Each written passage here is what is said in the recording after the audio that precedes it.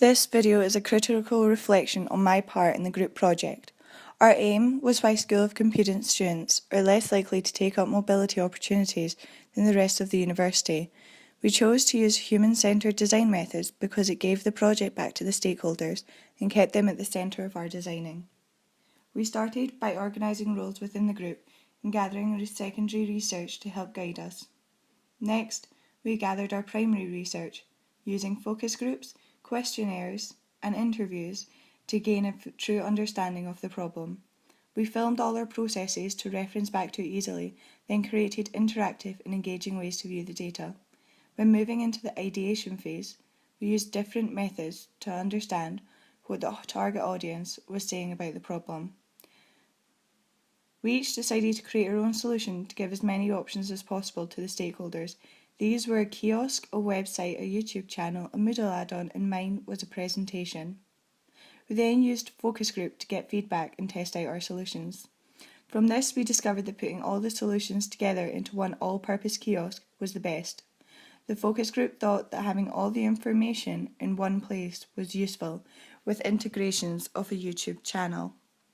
Outside of the focus group, I sent my presentation to Simone Dallas for feedback and let her use it for her talks.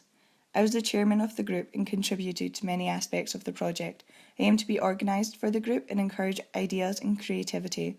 From the start, I distributed roles, playing to the strengths of each member of the team, while also trying to encourage everyone to try a new task. For the primary research phase, the interviews and questionnaires were split into two sections, staff and students. I interviewed 2 members of staff and 1 employer, as well as 2 fourth-year students. During the 2 phases, I created the data visuals and the phase 1 video. This was new to me and I enjoyed most telling a story of the process and data in an engaging way. I also created the presentation, converting it into a video for tutors to use, making it readily available to everyone. What worked? Interviewing the staff and students worked well. Each one was professional and everyone was able to dig deeper than the surface, utilising them to their full potential. Each idea that was generated kept in touch with the target audience's need. Never did anyone forget who we were designing for and what they wanted or needed. Our group managed to work together as a team while being separate. We were able to take part in the end goal. What did not work? Due to our group being split between 2 cities and other commitments, there was an organisation struggle. At times, some of our group would be available when others weren't. This was difficult to manage because it was out of the control of the group, but by being patient and flexible, we managed to meet regularly. Trying to organise interviews with the staff was difficult. Many did not email back or were unable to provide an interview.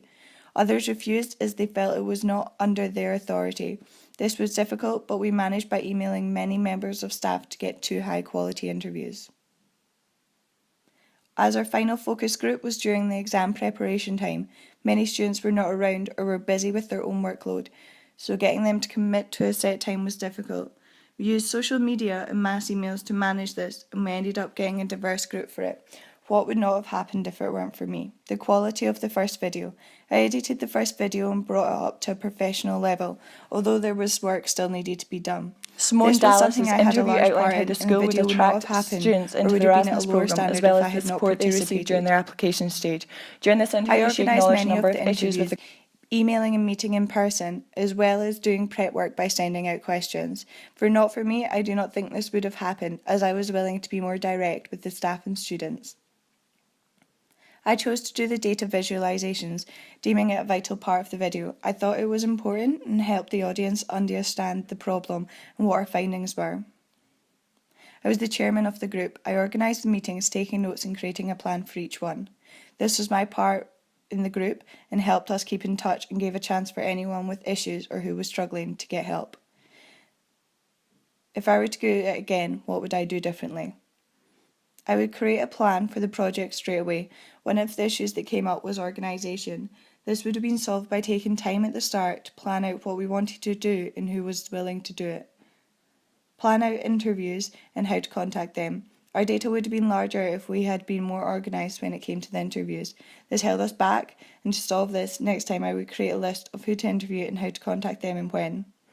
By setting a theme for the visuals at the start, our video and visuals would have been consistent throughout phase 1 or 2.